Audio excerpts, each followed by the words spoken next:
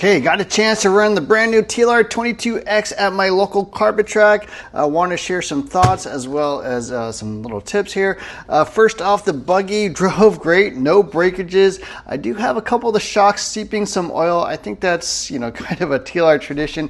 They tend to come a little undersized out of the box just so that once there's been soaked in oil, they tend to swell up a little bit, and that way you still have smooth action even after they expand a little bit. I actually ran green slime on them, which you're not really supposed to do, but I threw it on there. So I assume after a week or two they'll be like perfect and running smoothly with no leaks. So just something to keep an eye on. That is not uncommon. Other things I would say is that the rear axles stick out quite a bit. Not really sure why. I really do want to take like a Dremel or something, cut off like a couple of millimeters, because they seem to stick out a bit. I'm running fuzz bites up front and then Nessies in the rear. I actually had the wrong tire. My buddy Dan actually scrounged up a pair of these, so these were working pretty well. Definitely will be running a set. So the wheels are actually standard IFMAR offset, so the fronts, rears, everything will be compatible with basically every other buggy out there on the market. So that's kind of nice, especially for these carpet tires.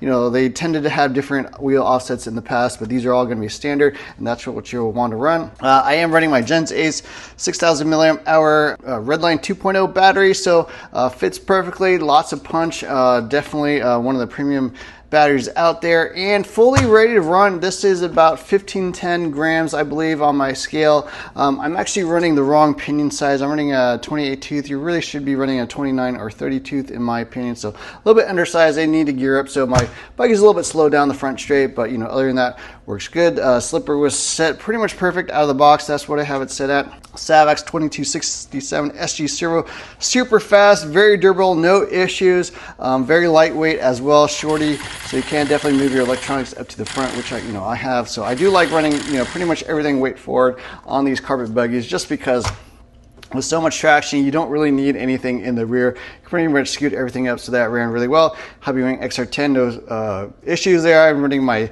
normal setup on the electronics, and then the motor, I'm running a little bit of an older Team Power 17.5 V4 Actinium motor, so it is a little bit, I think it's last generation, so not quite the newest, so not as fast as the latest stuff, but for me, works totally fine. But yeah, buggy setup out of the box is really good. It does feel a little bit more rolly in the rear than the front. Weight bias also as well. I don't have quite as much weight in the front, it feels like, so I am probably going to run an aluminum or brass hinge pin brace up in the front, so that's something maybe you might want to get. I did notice some people did mention that they are breaking the hinge pin brace. I did not break mine. I didn't crash too hard or anything like that, but just to kind of get the weight a little bit lower in the front, and then I think it'll be a little bit more balanced. But kit setup was really good. I believe Frank Root generally develops the kit setups on these cars, and I'm a big fan of all the Frank Root setups, so a huge fan. I think it works well for at least how I like the buggies to perform. So out of the box, I think the kit setup's really close.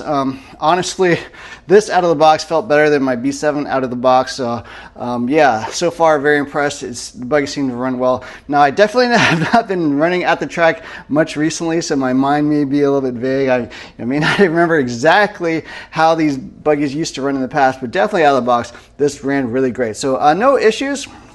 Running chassis protectors, there's shock tower protectors, everything felt really good. Maybe I'll trim down a rear line here on the back. I felt like it did have quite a bit of rear traction, maybe a little bit of push coming out of the corner. So yeah, it was glued down pretty good in the back. But yeah, fantastic buggy.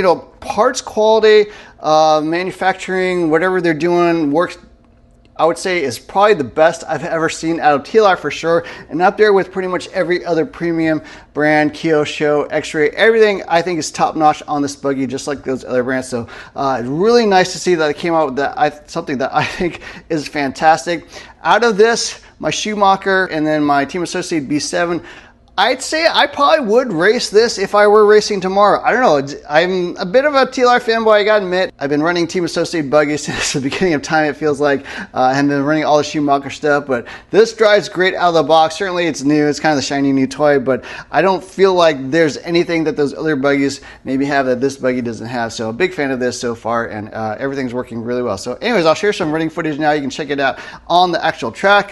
Please excuse my driving. I have been probably 4 or 5 months since I've been on the track, but this is kind of how I was driving. And yeah, anyways, don't forget to hit the like, share, subscribe buttons. Look for more videos soon. Enjoy this video.